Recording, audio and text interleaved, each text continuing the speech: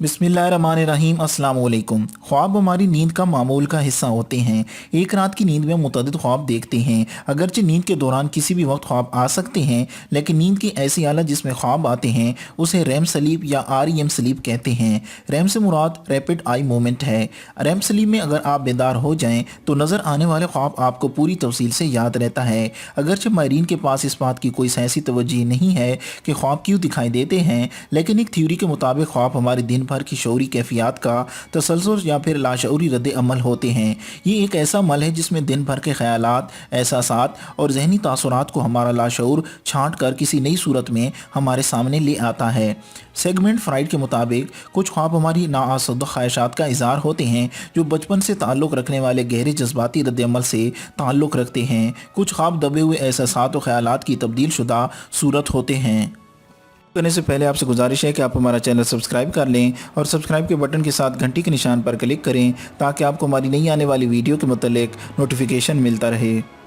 छिपकली अपनी दुम क्यों तोड़ती है? छिपकली की दुम का टूटना खुदकार हिफाजती अमल का हिस्सा है जो उसे हमलावर की जद से तेज़ी से भाग निकलने के काबिल बनाता है। छिपकली जब खुद को खतरे में घिरा हुआ महसूस करती है तो खतरे के मकाम से निकल भागने के लिए पूरी तवानाई को जमा करती है।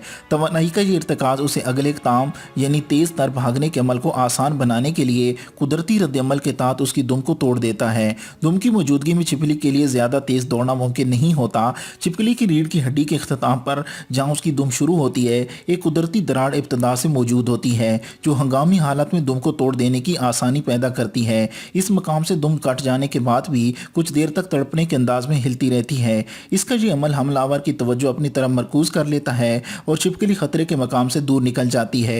कटी हुई दुम हिलने का अमल उस वक्त तक जारी रहता है जब तक दुम में ज़ख़ीरा शुदा तवानाई मौजूद रहती है और दुम के पट्टे निडाल नहीं होते।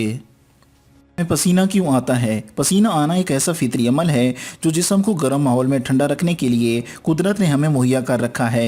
ये इसलिए अहम है कि अगर जिस्म का दर्जे हरारत 37 डिग्री से कुछ दर्जे ज़्यादा हो जाए तो ज़िंदगी के लिए ख़तरा बन सकता है। जब हमारे जिस्म का दर्जे हरारत गर्म माहौल में नॉर्मल सतह से ज़्यादा होता है तो पसीने के ग्लैंड्स फ़ाल हो जाते हैं। ये पसीना खारिज करते हैं जो दिल में बुखारात में तब्दील हो जाता है और उस अमल में जिस्म के दर्जे हरारत की शिद्दत कम हो जाती है क्योंकि जिल्द में खून की नालियों की हिद्दत या गर्मी खारजी माहौल में मुंतकिल हो जाती है। पसीना आने का अमल दर्द, शदीद जज्बाती कैफियत, खौफ और तेज़ मिसालेदार गज़ा खाने के बाद भी रूनुमा होता है। ये तमाम अवामिल पसीने के ग्लैंड्स को फ़आल कर देते हैं।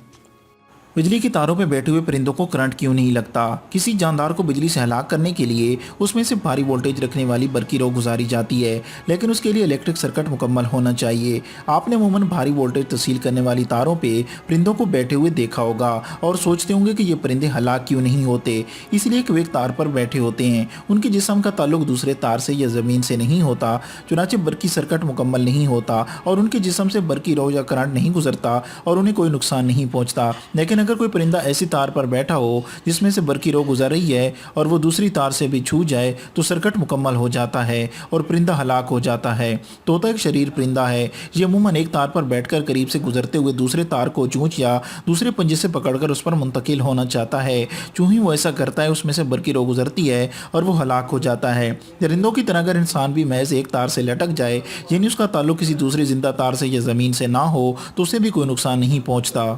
दार खाना देखकर हमारे मुंह में पानी क्यों आता है? मिसालेदार खाना देखकर या उसकी खुशबू सूंघकर हमारे मुंह में पानी आने एक रिफ्लेक्स एक्शन है। जब हम कुछ खाते हैं तो हमारे मुंह में पाए जाने वाले गदूद मुतहरिक हो जाते हैं और लुआब खारिज करने लगते हैं। इस लुआब में मौजूद एंजाइम ग़िज़ा हज़म करने में मदद देते हैं, लेकिन बाज़ औक़ात ये गदूद उस वक्त भी वाफिर मिकदार में लुआब खारिज करने लगते हैं जब मुँह में कोई ग़िज़ा नहीं होती। ये कैफियत उस वक्त पैदा होती है जब हमें कोई लजीज या मिसालेदार ग़िज़ा देखकर या सूंघकर खाने की तवक्को पैदा होती है। मिसालेदार ग़िज़ा देखने या सूंघने पर असाबी खुलिये मुतहरिक हो जाते हैं और दिमाग को सिग्नल भेजते हैं जो गदूद को फाल कर देते हैं। ये गदूद लुआब खारिज करना शुरू कर देते हैं और हमारे मुंह में पानी भर आता है। उम्मीद करता हूँ कि आज की वीडियो आपको अच्छी लगी होगी। अगर वीडियो अच्छी लगी है तो अपने दोस्तों के साथ फेसबुक और व्हाट्सएप पर ज़रूर शेयर करें। वीडियो देखने का बहुत बहुत शुक्रिया।